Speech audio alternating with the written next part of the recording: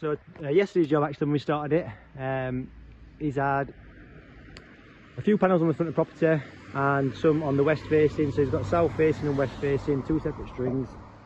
Customers had a new Powerwall 3 installed today with a backup gateway.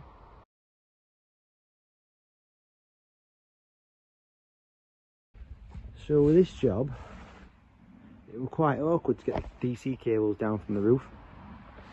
Panels are just there.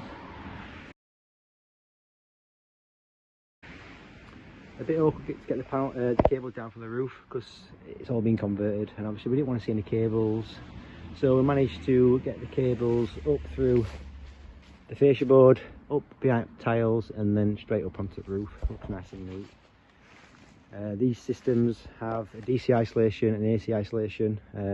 We've also put a DC isolator inside the loft as well, in the main top part of the loft, which we could get access to. We put a DC isolation switch up there.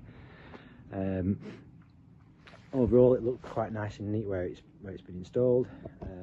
The AC run was a bit awkward, but we managed to use a void. So as you can see, the AC run comes out the side of the battery, and then we've gone high. And then at the side of this flute, there's actually a void going straight through to mains, which I'll show you next.